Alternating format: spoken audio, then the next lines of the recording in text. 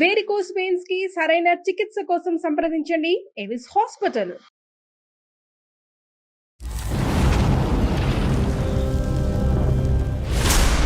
అయితే మా హస్బెండ్ కొంచెం అందం తక్కువగా ఉంటారు. నాలో ఏం చూసి ఆయన పెళ్లి చేసుకున్నాడో అదే నాకు ఇప్పుడు నరకం చూపిస్తుంది సార్.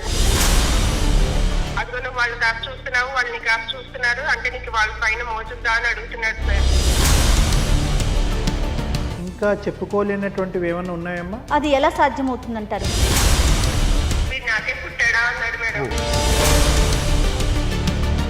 నేను చేసిన పాపం ఏంటి సార్? నా లైఫ్ ఎందుకు ఇలా అయిపోయింది నాకు అర్థం కావట్లేదు. మనతో పాటు ఒక జీవితాన్ని కొనసాగిస్తున్న ఒక మనిషి ఏడుస్తుంది అంటే మన వల్ల. మీరు ఎప్పుడైతే కనుక మానసికంగా దానికి రెడీగా ఉంటారో అప్పుడే ఈ పోరాటం మీరు చేయగలరమ్మా. మీ అమ్మాయి గీత గీసింది అనుకోండి, నువ్వు వద్దు, నీ గీత వద్దు, నువ్వు వెళ్ళిపో అని చెప్తే అంటే ఆ ఇంట్లోకి అడుగు పెట్టాలంటేనే ఊపిరి సలపన పరిస్థితి ఏర్పడుతుందిగా మీకు. వెల్కమ్ టు అందమైన జీవితం. ప్రతి జీవితం మనం అనుకున్నట్టు జరగదు. అలా జరగకపోవటమే జీవితం అంటే. దాన్ని అందంగా మలుచుకుంటామా మరల్చుకోలేకపోతామా అనేది మన చేతుల్లో ఉంటుంది. ఏమంటారు డాక్టర్ గారు? కరెక్ట్ అమ్మా.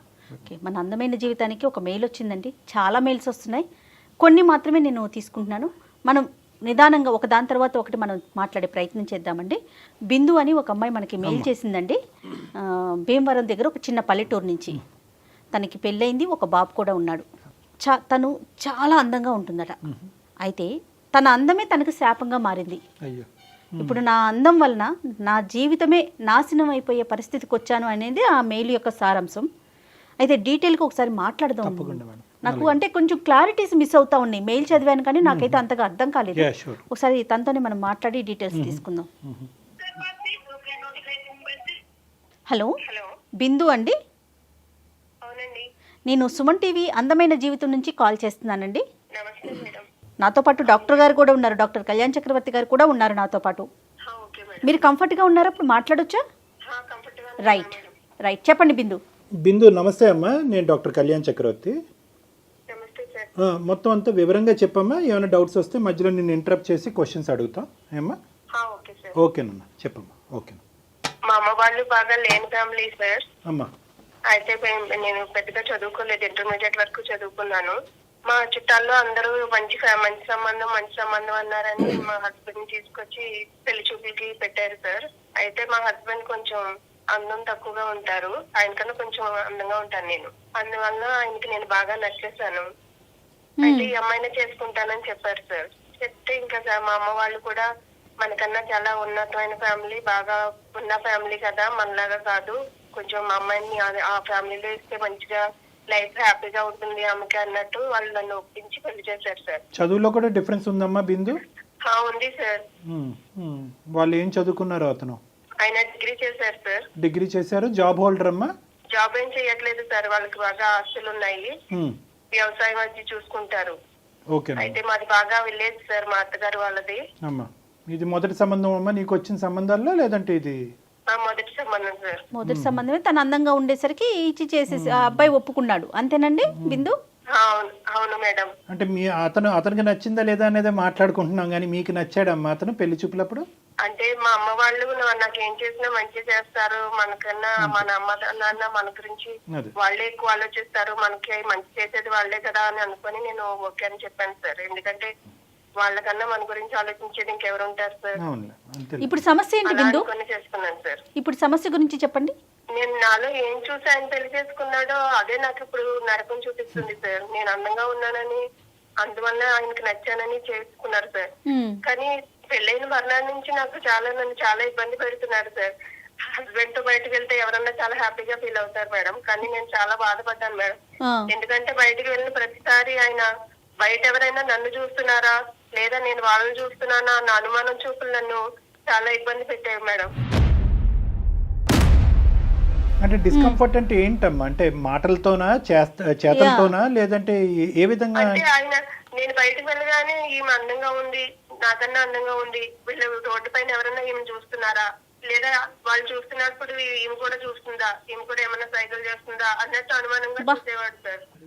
ఎన్ని ఇయర్స్ అవుతుంది బిందు మీకు మ్యారేజ్? 6 years అవుతుంది మేడం. పిల్లలు ఉన్నారండి? ఒక బాబు ఉన్నాడు మేడం. ఓకే, ఇప్పుడు బయటకు వెళ్ళినప్పుడు మీకు అట్లా అనిపించింది కదా, ఇంట్లో ఉన్నంత వరకు తను మీతో బాగానే ఉండేవారా? పెళ్ళైన కొత్తలో అంటే కొంచెం ఎవరైనా నీట్ గా రెడీ అవ్వడం అది చేస్తాం కదా మేడం. అలా నీట్ గా రెడీ అయితే ఆయన ఎవరైనా అందంగా ఉన్నావని అంటారు, కానీ ఆయన ఏమన్నాడో తెలుసా మేడం? దానిలాగా ఉన్నావని అన్నారు మేడం. ఏమన్నారమ్మా? అర్థం అంటే కొంచెం నీట్ గా రెడీ అయితే సందాన్ని అయిపోతున్నా మేడం. ఆయన అన్న ఒక్క మాట నన్ను చాలా బాధ పెట్టింది మేడం. అమ్మ మళ్ళీ అడగకూడదు మాకు, అంటే సారీ మేము మళ్ళీ అడుగుతున్నాం. ఏమనేవారమ్మా నిన్ను అమ్మా? బిందు బిందు మేడం సారీ అండి, లైన్లో ఉన్నారా? లైన్ లోనే వద్దా మరి, వద్దులే తల్లి, రిపీట్ చేయొద్దమ్మా. నువ్వు బాధపడుతున్నావు. ఓకే చెప్పమ్మా, మాకు అర్థమైంది, చెప్పమ్మా. అంత మాట అనేసరికి నాకు ఇంకా ఏంటి, నేను నీట్ గా రెడీ అవ్వడం కూడా తప్ప, కొంచెం అందంగా తయారవడం కూడా తప్పనా ఏంటి? పెళ్ళైన కొత్తలో ఎవరైనా హస్బెండ్ ఇంప్రెస్ చేయాలని కొంచెం నీట్ గా రెడీ అవుతారు, అది కూడా తప్ప అని చాలా బాధ కలిగింది మేడం నాకు. బయట ప్రపంచానికి ఎటువంటి వ్యక్తి అమ్మా నీ భర్త? బయట ప్రపంచానికి చాలా మంచి మనిషి సార్. ఎందుకంటే బయట ఎవరికి తెలియదు ఆయన నాతో ఎలా ఉంటున్నాడని. అలా అని మా అమ్మ వాళ్ళకి కూడా నా బాధను చెప్పుకోలేను, ఎందుకంటే వాళ్ళు ఎంతో ఇష్టపడి ఏరి కోరి తీసుకొచ్చి చేశారు. వాళ్ళకి చెప్పి వాళ్ళని బాధ పెట్టడం నాకు ఇష్టం లేదు సార్. యూజువల్ గా పెళ్ళైనటువంటి కొత్తలో సహజంగా భార్యాభర్తల మధ్యన ఇటువంటి ఓవర్ పొసెసివ్నెస్ అనేటటువంటి అంశాలు ఉంటాయి. కాబట్టి భార్య కొద్దిగా అందంగా ఉంటే కనుక గర్వపడేటటువంటి భర్తల కంటే ఈర్ష్యపడేటటువంటి భర్తలు ఎక్కువ ఉంటారు. కాబట్టి రకరకాల ప్రశ్నలు అడుగుతూ ఉంటారు, ఇంత మేకప్ ఎందుకు, ఇంత డ్రెస్ ఎందుకు అనేటటువంటి వాళ్ళు ఉంటారు. కానీ అది పెళ్ళి అయ్యి పిల్లలు పుట్టిన తర్వాత సహజ సిద్ధంగా అది తగ్గుముఖం పడుతుంది. అంటే ఒకరినొకరు అర్థం చేసుకుంటారు కదా డాక్టర్. అండర్స్టాండింగ్ పెరిగే కొద్దీ అది తగ్గుముఖం పడుతుంది. కొన్ని సిచ్యువేషన్స్ లో అది ఎక్కువ అవుతుంది. మీది తగ్గుముఖం పడుతుందమ్మా? ఈ 6 సంవత్సరాల్లో పెరుగుతుందా? లేదు సార్, ఇంకా పెరుగుతుంది తప్ప తగ్గే పరిస్థితి ఏమి లేదు సార్. ఆయన చాలా ఆస్తి పడడానికి చేశారు, ఏం చూసి చేశారో ఆ ఆస్తి కూడా అంతా పోయింది సార్. మా అత్తగారు ఏమంటారు, నీ వల్లనే మొత్తం ఆస్తి అంతా పోయినాయి, ఇన్ని చేసుకున్న వాళ్ళంటే వాడికి దరిద్రం పట్టుకుందని మా అత్తగారు నన్ను బ్లేమ్ చేస్తున్నారు సార్. సో బయటికి వెళ్తే కనుక నీకు ఒక ఫ్రీడమ్ లేదు అని చెప్పి, ఇంట్లో ఉంటే కనుక ఒక స్వేచ్ఛ లేదు, ఉక్కిరి బిక్కిరి అయ్యేటటువంటి పరిస్థితి, ఒక ఆడదానిగా ఒక డ్రెస్ వేసుకోవటం, ఒక చీర కట్టుకోవటం, నీట్గా తేరగలిగేటటువంటి హక్కు కూడా నీకు లేదు. ఇవన్నీ అర్థమవుతున్నాయమ్మా. కానీ ఏమన్నా మంచి గుణాలు ఉన్నాయా అతనిలో? అంటే నువ్వు అప్రిషియేట్ చేసి బాధ్యతాయుతంగా ఉండటం కానీ, ఇంటి అవసరాలు చక్కగా చూసుకోవటం కానీ, అంటే ఇవేమన్నా ఉన్నాయమ్మా? ఇప్పుడు అన్ని నెగిటివ్ పాయింట్స్ చెప్పారు, ఒక్కటన్నా పాజిటివ్ పాయింట్ చెప్పండి ఆయన గురించి. పాజిటివ్ పాయింట్స్ అంటే ఏమీ లేవు మేడం, ఎందుకంటే పెళ్ళైన మరుసటి రోజు నుంచి నాకు ఈ నరకం చూపిస్తున్నాడు మేడం అతను. నోటి ద్వారానేనండి, చేతల ద్వారా అంటే కొట్టడం అట్లా కూడా ఏమైనా చేస్తారా? ఎప్పుడన్నా రోడ్డు మీదకి సినిమాకు ఎక్కడికైనా బయటికి షికార్కి ఎక్కడికైనా వెళ్ళినప్పుడు ఎవరైనా తెలిసిన వాళ్ళు కనిపించారు అనుకోండి, వాళ్ళతో ఏమైనా మాట్లాడితే ఇంకా అదిగో వాళ్ళతో ఎందుకు మాట్లాడావు, వాళ్ళతో ఎవడు మాట్లాడమన్నాడు నిన్ను, నేను నీకు పర్మిషన్ ఇచ్చానా మాట్లాడమని, అలా అని చెప్పి ఇంటికి వచ్చి కొట్టేవాడు మేడం. ఆ రోజంతా ఇంకా నరకమే మేడం నాకు. ఇంకా అమ్మా ఎప్పుడైనా బంగారం కొట్టానని తీసుకెళ్తే ఫోన్లే బంగారం కొంటున్నాడు కదా మా హస్బెండ్, నేనంటే ప్రేమ కదా అని బంగారం షాప్కి వెళ్తే బంగారం అమ్మే అతను నా చేతికి గాజులు వేస్తే కూడా నువ్వు చెయ్యందుకు ఇచ్చావు గాజులు వేయమని, నిన్నెవడిమ్మన్నాడు, నేను చెప్పాను నీకు అని చెప్పి దానికోసం పెద్ద గొడవ చేశాడు సార్. అయిపోయింది, దీని ఈ షేప్ మారిపోతుంది, అంటే ఆలోచన అనేది మారిపోతా ఉంది. ప్లస్ వాళ్ళ పేరెంట్స్ కూడా అలానే అంటోంది తను. వాళ్ళు ఎవరు కూడా ఇప్పుడు సరి చేసేటటువంటి ప్రయత్నం, ఏంట్రా ఒక ఆడపిల్లతో అలా మాట్లాడుతున్నాం అనే ప్రయత్నం ఎవరు చేయలేదమ్మా. ఇప్పటికొచ్చి మీరు ఖండించడం తప్ప వాళ్ళ తరపున వాళ్ళు ఎవరు ఖండించలేదా? ఇది వాళ్ళు ఖండించకపోగా ఇంకా రెచ్చగొడుతున్నారు సార్. ఎందుకంటే నీ వల్లే అగో అలాంటి ఎదురుగొట్టడానికి చేసుకున్నావు, అందుకే నీ జీవితం ఇలా అయిపోయింది, లేని దాన్ని చేసుకున్నావు, అందుకే ఇలాగ అయిపోయావు, నువ్వు మొత్తం ఆస్తులంతా పోగొట్టుకున్నావని ఇంకా నన్ను బ్లేమ్ చేసి నా పైన నింద వేస్తున్నారు మేడం. అతనికి అక్క చెల్లెలు ఎవరైనా ఉన్నారా బిందు? ఉన్నారు మేడం, ఉన్నా కూడా వాళ్ళ ఇంట్లో ఆడపిల్ల అయితే ఒకటి, బయట ఆడపిల్ల అయితే ఒకటి కదా మేడం. బయట నుంచి వచ్చిన దాన్ని ఎప్పటికీ నేను బయట దాన్ని అవుతాను కదా మేడం, అందుకే నన్ను ఇంత హింస పెడుతున్నారు వాళ్ళు. మాకు చెప్పడానికి ఇంకా చెప్పుకోలేనటువంటివి ఏమన్నా ఉన్నాయమ్మా? అంటే నేనేమంటున్నాను నీకు అర్థమయ్యే ఉంటుంది. రీసెంట్ గా మా అబ్బాయి గురించి టాపిక్ వస్తే, మా అబ్బాయిని కూడా ఆయన ఒక మాట అన్నాడు మేడం, వీడు నాకే పుట్టాడా అన్నాడు మేడం. ఆ మాట వినగానే నాకు చాలా బాధ కలిగింది మేడం. నేను ఏం తప్పు చేశానని ఇతను ఇలా అంటున్నాడు, నేను ఏదన్నా తప్పు చేస్తే నన్ను అన్నా పడొచ్చు మేడం, కానీ నేను ఏ తప్పు చేయకుండా నేను ఎందుకు పడాలి మేడం? అంటే రోజు ప్రేమగా చూసుకునే బాబుని కూడా ఇంత అనుమానంతో చూస్తున్నాడు, మనుషులు ఎంత కుళ్ళి కుషుద్ధం పెట్టుకొని చూస్తున్నాడు అంటే నేను ఎలా తట్టుకోవాలి మేడం? మీ పేరెంట్స్ ఏమంటున్నారు? ఇంత కుంగి కృషించిపోతున్నావు కదా, ఇంకా అలాగే ఉండాలి అని అంటున్నారా, లేదంటే అతనికి ఎవరి ద్వారా చెప్పేటటువంటి ప్రయత్నం చేస్తున్నారా, ఉండమంటున్నారా, బయటపడమంటున్నారా? కంగారు పడకూడదమ్మా, అబ్బాయి ఓర్చుకోవాలి, అబ్బాయి మారతాడు, ఎప్పటికైనా అబ్బాయి మారతాడు, నువ్వు అలా వీధి పాలు అవ్వకూడదు, భర్తలు కాదని కొని వస్తే అందరి జీవితాలు నాశనం అయిపోతాయమ్మా, వద్దు అలా ఉండొద్దు, నువ్వు అక్కడే ఉండు, నీ సంసారాన్ని నువ్వే నిలబెట్టుకోవాలి అని చెప్తున్నారు సార్.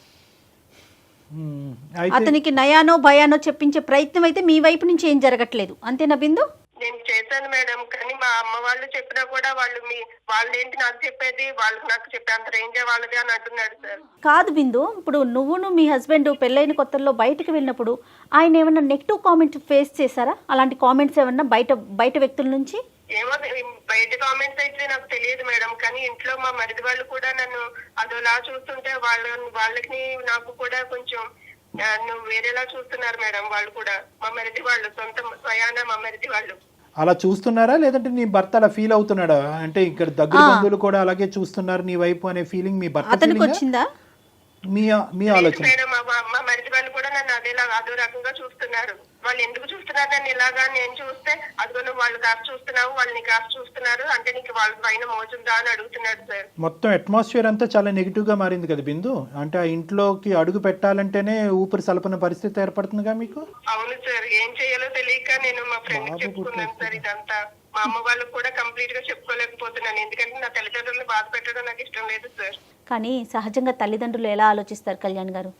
వారికన్నా కొంచెం ఉన్నత స్థానంలో ఉన్న చోటికి తమ బిడ్డను పంపించాలని కోరుకుంటారు అనుకుంటారు. తర్వాత కాంప్రమైజ్ అనే పదం మీదే మొత్తం అంతా నడుస్తుంది. కానీ చూడండి, అది కూడా ఒక కొంచెం అందంగా ఉండడం నేను చేసిన తప్ప సార్. No. అంటే ఆడపిల్లలు అందంగా అదేంటమ్మా, అది తప్పే. అది సహజ లక్షణం అది కదా, చూసే మనిషి బట్టి అనిపించేప్పుడు పాపం ఏంటి సార్, నేను ఎందుకు నా లైఫ్ ఎందుకు ఇలా అయిపోయింది నాకు అర్థం కావట్లేదు. ఇది పాపం. నేను ఎవరి దగ్గర తప్పు చేయాలని నేను ఎప్పుడు అనుకోలేదు సార్, నా పెంపకం అలా లేదు సార్. ఇది పాపం పుణ్యం తప్పు ఒప్పు కాదమ్మా. నువ్వు ఎవరితో అయితే కనుక నీ జీవిత ప్రయాణం మొదలైందో అక్కడ బ్యాడ్ లక్ అంతే. కోరి వచ్చినటువంటి మగాడు అందాన్ని చూసి అప్రిషియేట్ చేసి నువ్వే కావాలి అని అనుకునే మగాడు ఈ విధంగా వెనుదిరుగుతాడు, ఈ విధంగా మాట్లాడతాడని చెప్పి నువ్వు కల్లో కూడా అనుకుని ఉండాను కదమ్మా. కానీ నా జీవితం అంటే ఎలాగో అయిపోయింది, కానీ నా బాబు విషయంలో కూడా అలా మాట్లాడేసరికి నాకు ఏం చేయాలో తెలియట్లేదు సార్, ఏం చేయాలో తోచట్లేదు అసలు. కానీ అంటే పెద్ద కూడా అదే మాటలు మాట్లాడితే నా కొడుకు దగ్గర నా పరిస్థితి ఏంటి సార్? వాడి దగ్గర తరలించుకోవాలా? అంటే నేను తప్పు చేశానని ఒప్పుకోవాలా? సహజంగా ఎన్ని మాటలు చెప్తామండి, సంసారానికి 2 చక్రాల వాళ్ళని 2 కళ్ళని ఎందుకు సమానంగా చూసే ప్రయత్నం జరగదండి? ఏదో అంటే లేనిపోయింది క్రియేట్ చేసుకొని, ఉన్న సమస్యలకి తోడు లేని దాన్ని ఒకదాన్ని క్రియేట్ చేసుకొని మనతో పాటు ఒక జీవితాన్ని కొనసాగిస్తున్న ఒక మనిషి ఏడుస్తుంది అంటే మన వల్ల, దానికన్నా సిగ్గుచేటు ఇంకోటి ఉంటుందా కళ్యాణ్ గారు? బిందు గారి భర్త విషయానికి వస్తే కరెక్టే మీరు అన్నట్టుగా, ఏంటంటే సరిజోడు ఈడు జోడుగా ముందుకు ప్రయాణం చేయాలి అనేటటువంటిది ఉన్నా కూడా బహుశా బిందు గారి భర్త గారు అతను ప్రయాణం మొదలైనప్పుడు బహుశా అలాగే అనుకుని ఉంటాడు. అతను కొద్దిగా అందవికారంగా ఉంటాడు అని బిందు గారు అన్నారు కదా. బహుశా ఏంటంటే అతనికి చిన్నప్పటి నుంచి చాలా స్టాంపులు, లేబుల్స్ ఇలాంటివి చాలా పడి ఉంటాయి. నిక్ నేమ్స్, ఇలా ఉంటాడురా అలా ఉంటాడురా అని రకరకాలు పడి ఉంటాయి.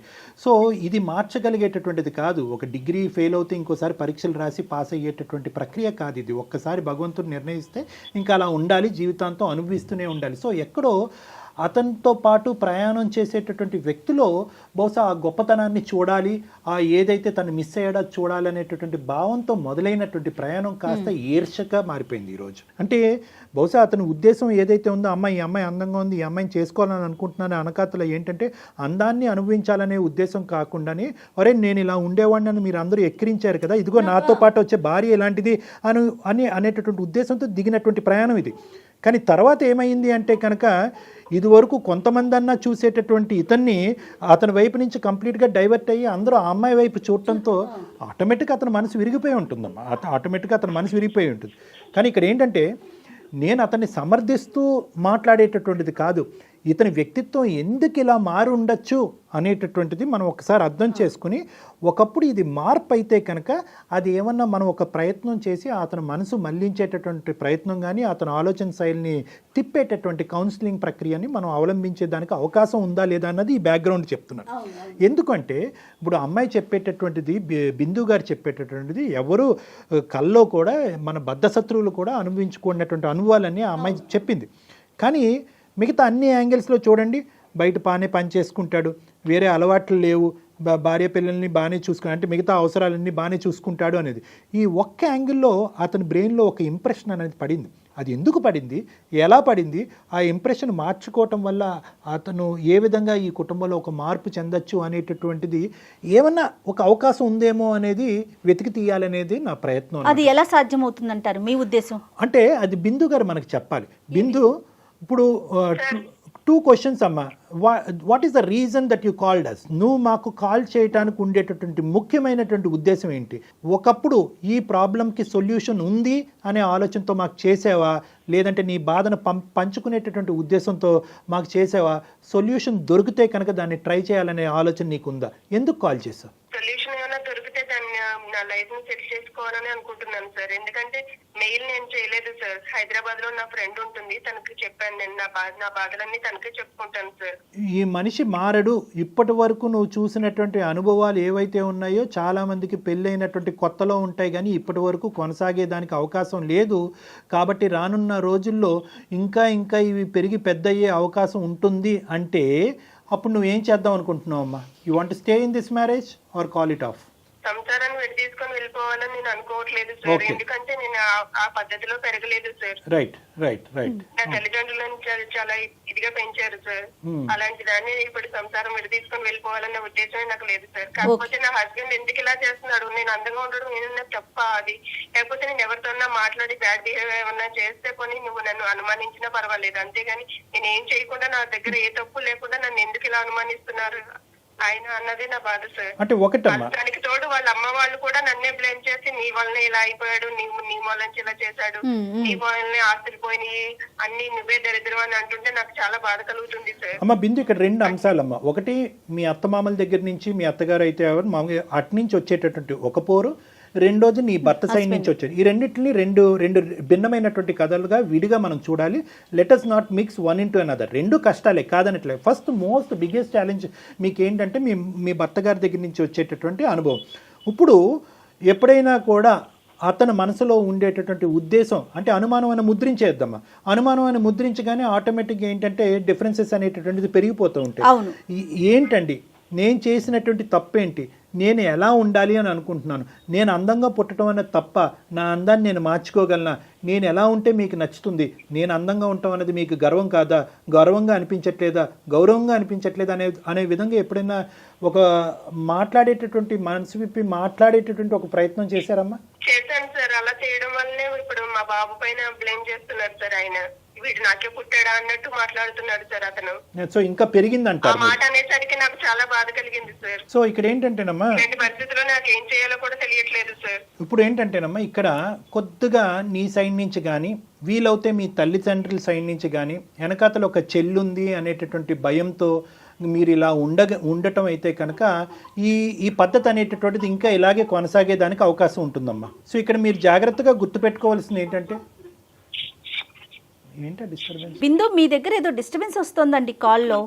ఏమో మేడం, నేను ఇక్కడ మీరు ప్రైవసీగానే ఉన్నారా? నో ప్రాబ్లమా? నో ప్రాబ్లం మేడం, నాకు మీ వాయిస్ వినిపిస్తుంది మేడం. రైట్. ఇప్పుడు అమ్మ నేను I continue from where I stopped అమ్మ. నేను ఎక్కడైతే ఆపాను అక్కడి నుంచి కంటిన్యూ చేస్తున్నాను. ఒక్క మాట అమ్మ, నేను ఏమంటున్నానంటే ఇక్కడ ఈ సమస్యకు ఒక పరిష్కారం కావాలి అంటే కనుక సర్దుకుని దిద్దుకుని ముందుకు వెళ్ళిపో అనేటటువంటి మీ తల్లిదండ్రులు ఆలోచించేటటువంటి ఆలోచన శైలి కరెక్ట్ కాదు. నెంబర్ 1. నెంబర్ 2, మీరు ఏదైతే కనుక నా భర్తతో పాటు నేను ఇలాగే కొనసాగాలి అని అనుకుంటున్నానో ఖచ్చితంగా అదే మాట మీద ఉండండి, అదే జరగబోతుంది, అదే అవ్వాలని మేము కూడా కోరుకుంటున్నాం. కానీ ఎక్కడి వరకు దీని థ్రెషోల్డ్, ఎక్కడి వరకు దీని లిమిట్ అనేది మీ భర్త గారికి వివరించి చెప్పగలగాలి. మీరు ధైర్యాన్ని తెచ్చుకుని గుండె నిబ్బరం చేసుకుని మీ భర్త గారికి చెప్పాలి, చూడండి నేను ఒక మనిషినే, నాకు ఒక వ్యక్తిత్వం ఉంది, నాకు ఒక మనసు ఉంది, ఈరోజు నేను మానసికంగా చితుకుపోవటం వల్ల నీకు భారీగా కాకుండా పోతానేమో అనేది వేరే విషయం, కానీ ఆ పిల్లవాడికి తల్లిగా కాకుండా కూడా పోయేదానికి అవకాశం ఉంది. కాబట్టి నా మానసిక శారీరక పరిస్థితిని నేను కాపాడుకోవాల్సినటువంటి అవసరం ఉంది. కాబట్టి మీరు మారుతారా, లేదంటే నేను ఈ పరిస్థితుల్లో నేను ఉండగలిగేటటువంటి దానికి అవకాశం లేదు అని ఒక గీత గీయటం అనేది చాలా ఇంపార్టెంట్. మీరు అనుకోవచ్చు ఒకప్పుడు నేను ఆ మాట అంటే కనుక ఇంకా హింసిస్తాడు, ఇంకా హింస పెడతాడు అనేది. మీరు ఈ మాట అన్నా అనకపోయినా కూడా మీరు చెప్పేటటువంటి దాన్ని బట్టి ప్రతిరోజు ఆ హింస పెరుగుతూనే ఉంది ఇప్పటి వరకు. సో కాబట్టి ఏంటంటే ఫస్ట్ మీరు ఇందాక అన్నట్టుగా ఏం కావాలని కోరుకున్నారు, ఏం కావాలని కోరుకుంటే అతని హింస ఆగక ఇంకా నీ కొడుకు వరకు వెళ్ళి మీ అమ్మ సోరా అనేటటువంటి విధంగా కూడా మాట్లాడేటటువంటి పరిస్థితి వచ్చింది. రానున్న రోజుల్లో ఇంకా ఎటువంటి భయంకరమైన పరిస్థితులు చూడవలసి వస్తుంది. సమాజంలో నలుగురికి కూడా ఇలా చెప్పి ప్రచారం చేసేటటువంటి పరిస్థితి కూడా ఉంటుందా? అప్పుడు మీరు ఏదో స్టెప్ తీసుకోవడానికి కూడా అవకాశం ఉండదు. కాబట్టి మీరు చేయవలసింది ఏంటంటే మోస్ట్ ఇంపార్టెంట్, డ్రా ఏ లైన్ అంటారు దీన్ని సైకాలజీలో. కాదు డాక్టర్ గారు, ఒకవేళ ఈ అమ్మాయి గీత గీసింది అనుకోండి, నువ్వు వద్దు, నీ గీత వద్దు, నువ్వు వెళ్ళిపో అని చెప్తే? మీరు ఎప్పుడైతే కనుక మానసికంగా దానికి రెడీగా ఉంటారో అప్పుడే ఈ పోరాటం మీరు చేయగలరమ్మా. నాకు నా భర్త కావాలి, ఈ కుటుంబం కావాలి, కాబట్టి నేను దేనికైనా నేను కాంప్రమైజ్ అయ్యి తొక్కబడతాను అని అనుకుంటే కనుక ఈ ప్రాబ్లంకి సొల్యూషన్ ఉండదు. ఒకప్పుడు అతను గెట్అవుట్ అన్నా కూడా నేను వెళ్ళి నా కొడుకుతో పాటు దూరంగా ఉంటాను. సమాజంలో, కుటుంబంలో అన్ని చోట్ల ఏ తప్పు ఒక 100 సార్లు అన్నారు, ఏ తప్పు చేయనటువంటి నన్ను ఎందుకు బాధ పెడుతున్నారు, అందమే నేను చేసినటువంటి పాపమాన్ని మీరు అంటున్నారు. మీరు 0.5% కూడా ఏ తప్పు చేయలేదు. కానీ రానున్న రోజుల్లో ఏంటంటే మొత్తం అన్ని తప్పులు మీరే చేయటం వల్ల ఆ అబ్బాయి ఇలా అయిపోయాడు అనేటటువంటి పరిస్థితి, అటువంటి మాట మీరు వినవలసేటటువంటి పొజిషన్లోకి మీరు వస్తారు. కాబట్టి మీరు ధైర్యంగా ఈ ప్రశ్న అడగండి, మీలో ఉండేటటువంటి బాధను ఏంటో చెప్పండి. ఈ బాధ ఇది మలుచుకోకపోతే, ఇది మార్చుకోకపోతే you have to take a call on it. మీరు దీని మీద ఒక నిర్ణయం తీసుకుంటారు, అతను కాదు అనే విధంగా మాట్లాడవలసిన చెప్పండి. మీరు ఫస్ట్ అది చెప్పడం అన్నది ఇంపార్టెంట్. గెట్అవుట్ అన్నాడు అనుకోండి అమ్మా, maybe a distance is the rectification. ఇది కూడా మీకు చెప్తున్నాను, జాగ్రత్తగా వినండి. కలిసి ఉండేటటువంటి బంధంలో కొన్ని సందర్భాల్లో ప్రేమ రాదు. ఆఖరికి కోర్టులో కూడా చాలా సందర్భాల్లో డైవర్స్ వద్దు, జ్యుడిషియల్ సపరేషన్ అంటారు. అంటే మీ మనసులు మారి మీరు అర్థం చేసుకునేటటువంటి పొజిషన్ వచ్చేంత వరకు కొంతకాలం భర్త భార్య దగ్గర నుంచి దూరంగా ఉండటం అన్నది మంచిది. అప్పుడు నా భార్య లేనటువంటి లోటు ఏంటి అనేటటువంటిది ఆ మగాడికి అర్థమయ్యేటటువంటి అవకాశం ఉంటుంది. కాబట్టి అది కూడా ఒక సైకాలజీ పరమైనటువంటి ట్రీట్మెంట్గా మీరు గుర్తుపెట్టుకోండి. కాబట్టి ఇక్కడ నేను మీకు ఇచ్చే ఒక సొల్యూషన్ ఏంటంటే, you have to talk to your parents about it. అంటే సర్దుకుని పోండి అంటే 8 సంవత్సరాలు అయిపోయింది, ఇంకేంటి సర్దుకుని పోయేది. సో ఫస్ట్ మీరు చెప్పండి, నేను ఇలా భరించలేకపోతున్నాను, నా కొడుకు ముందు కూడా పరుగు పోతుంది, రేపొద్దున నా కొడుకు పెద్ద అవుతే కనుక నాన్న చెప్పిన మాటే నిజమేమో, నా తల్లి మీద ఒక మచ్చ ఉందేమో అనే భావన కూడా వచ్చేదానికి అవకాశం ఉంది. ఇంత పరువు తక్కువైనటువంటి జీవితం నేను బతకాలని అనుకోవట్లేదు, కాబట్టి నా భర్తతో నేను ఇలా మాట్లాడదాం అనుకుంటున్నానని మీ తల్లిదండ్రులు చెప్పి వాళ్ళ సపోర్ట్ తీసుకుని ఈ గీత గీసేటటువంటి ప్రయత్నం చేయండి బిందు గారు. Okay sir. ధైర్యంగా ఉండండి బిందు. డాక్టర్ గారు చెప్పినట్లుగా పేరెంట్స్తో మాట్లాడండి, అలానే మీ హస్బెండ్తో కూడా ఓపెన్గా మాట్లాడే ప్రయత్నం చేయండి.